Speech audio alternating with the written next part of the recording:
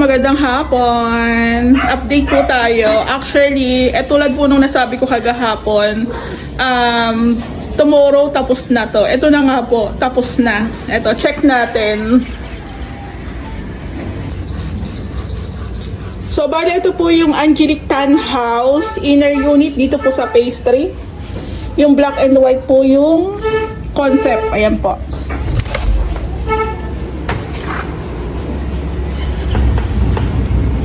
So, bali, ito na po siya. Ayan.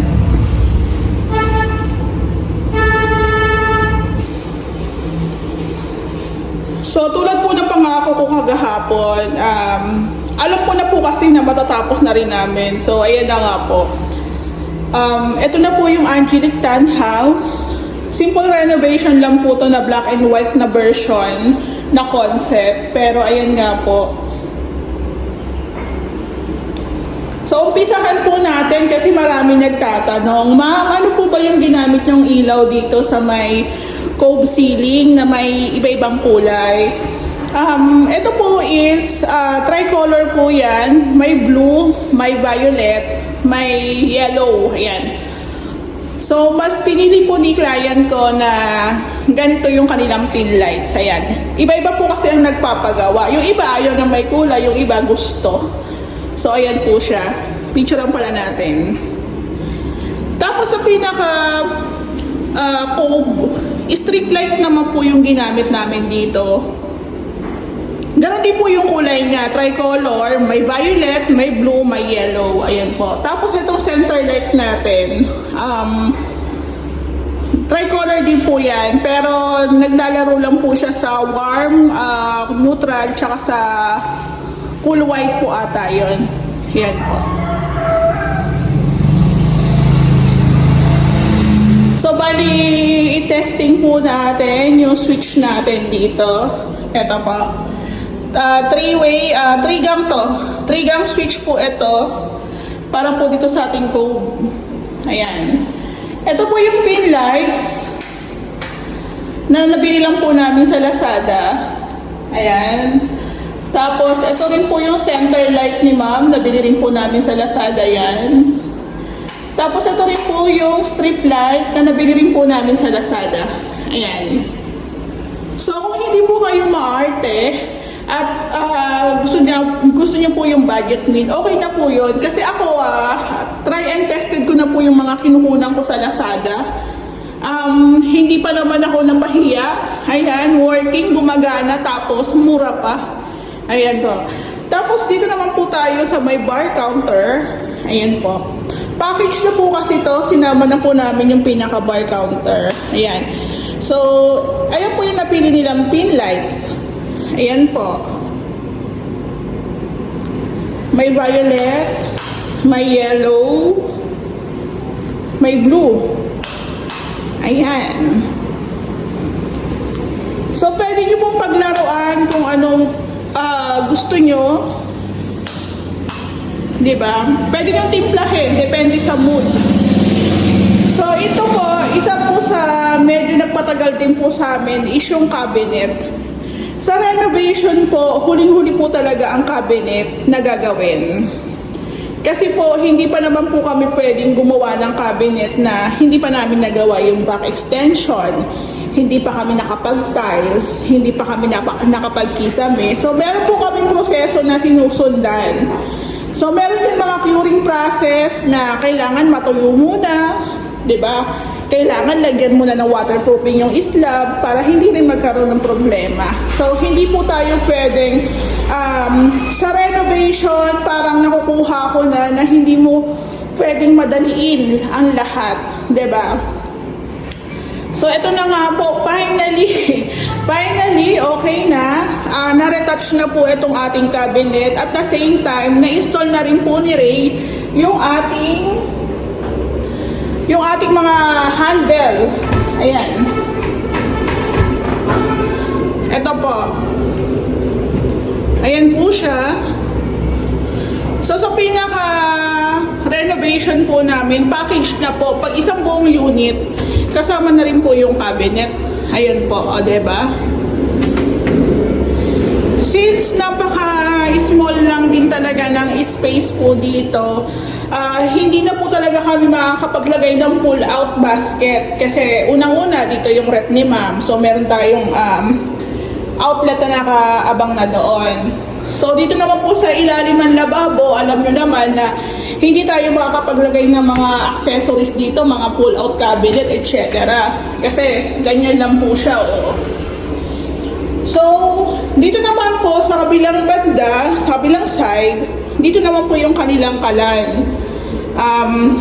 Syempre, pag kalan, ang ilalim po niyan is tangke. So, hindi na rin po tayo makakapaglagay talaga ng mga pull-out cabinet, mga lazy Susan na yung umiikot po. Ayan, nakalimutan ko na yung tawag, pasensya na po. So, we decided na ganito na lang po yung ilagay namin. At least,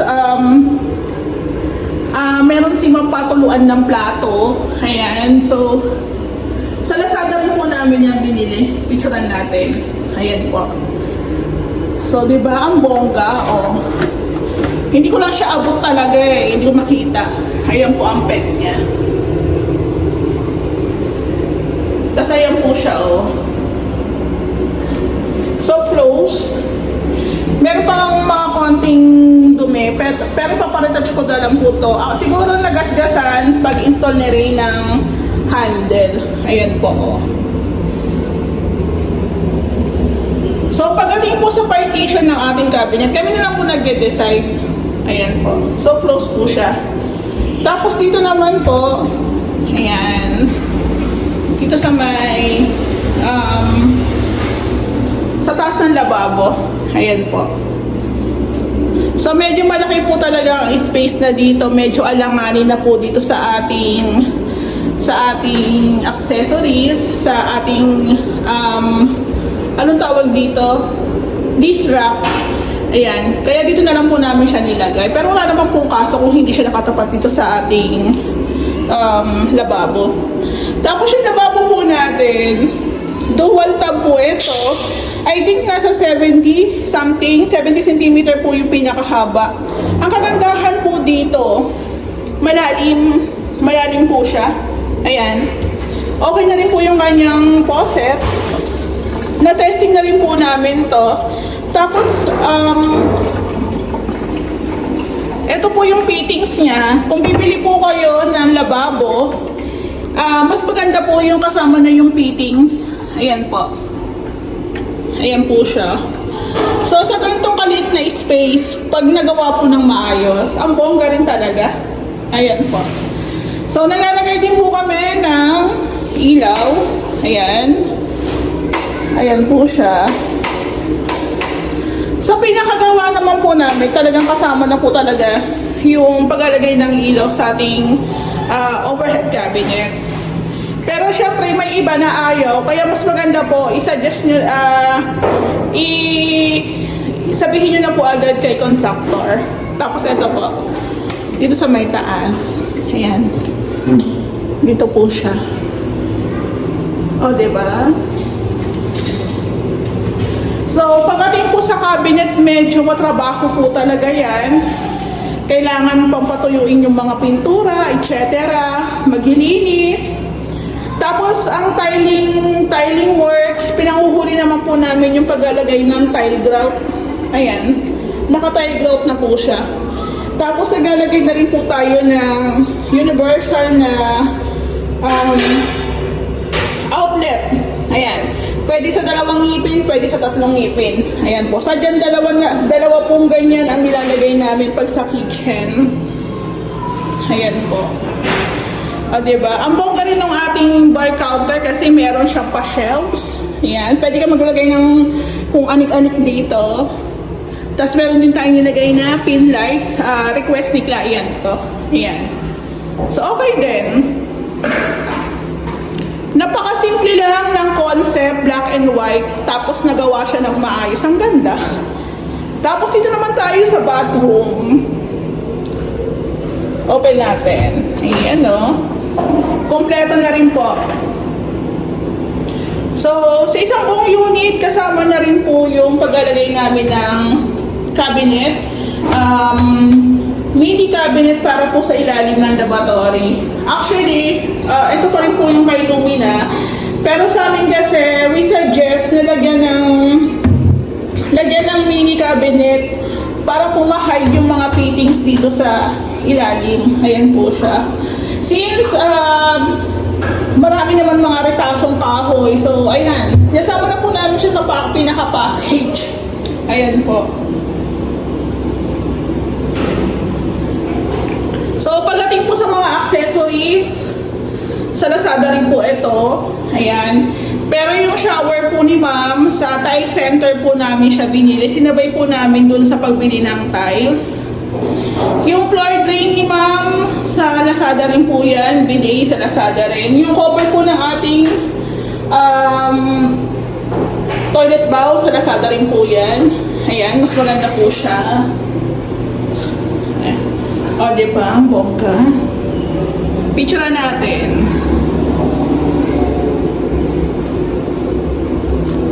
So, ito po yung sinasabi ko sa inyo na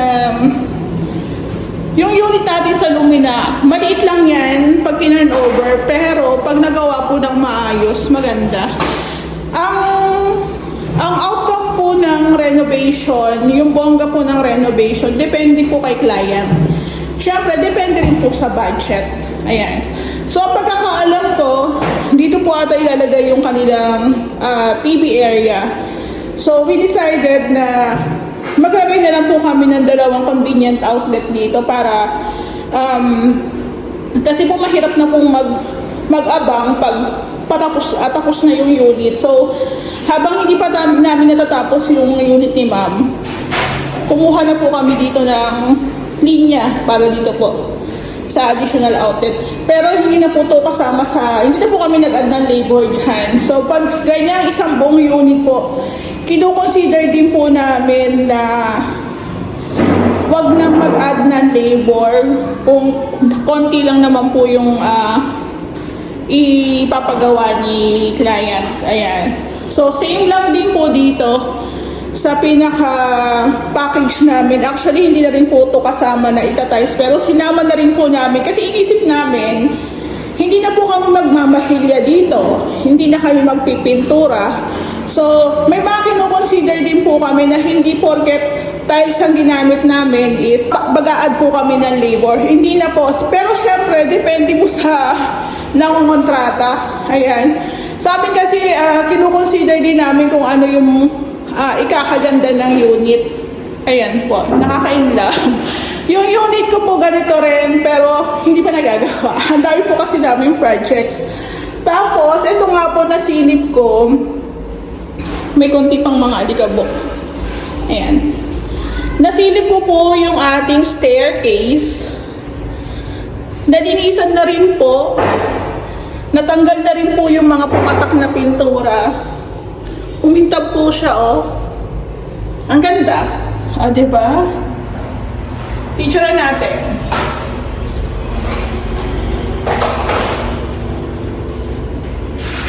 Ang ganda. So, ito po yung sinasabi ko sa inyo na walang problemang gumastos. Basta yung napili yung contractor o gagawa ng unit nyo is maayos at pulidong gumawa. Para naman ang sarap uwian nito, diba? Pero parang according kay client, parang papaupahan po ata nila. So, ang swerte naman po ng uupa dito. Ang swerte ng uupa. Ayan. So, tapos na. Pwede na po akong mag-total. Pwede na po akong mag-total kung magkano inabot lahat ng kulang pa sa akin ni ma'am. So, let's see, kasi papahabol niya po ata yung ating kortina. Tsaka itong ating tawag dito, blinds. Ayan.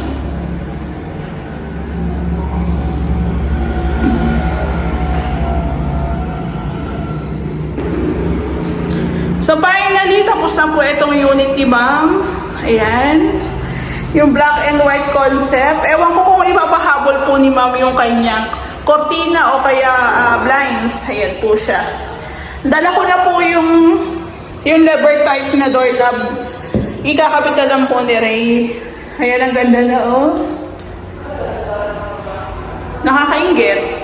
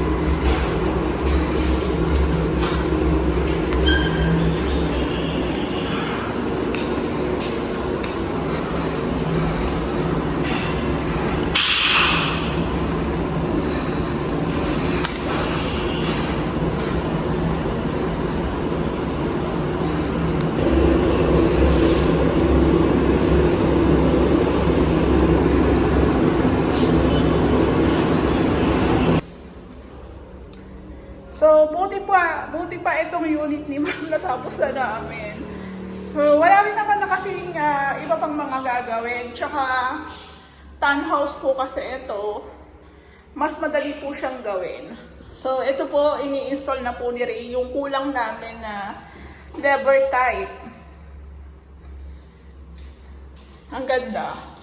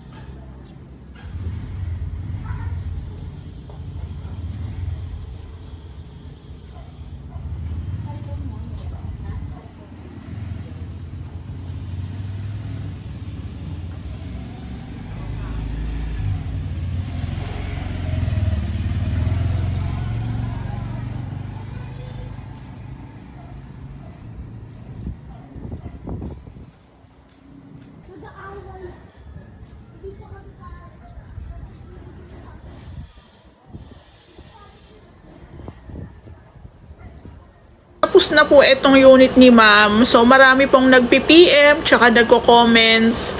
So, sasabihin po natin kung magkano po inabot ng materials dito. Then, i-PM nyo po ako sa labor cost namin dito. Ayan. So, bali pasensya na po kasi hindi po talaga kami nagme-mention ng labor cost sa YouTube tsaka po sa page namin. So, bali po, ang material cost namin sa unit ni Ma'am is umabot po siya ng 243,358. Yung Lazada naman po is 54,469. And yung small materials po na kami po ang nagpo-provide is 10,805. Then, yung switch and outlet po is 3,555. Ayan po. So, bali, ang total po na material cost ni Ma'am dito sa buong unit niya is 312,187 pesos. So, bali po, 312,187 pesos is buong unit na po yun, kasama na rin po yung extension.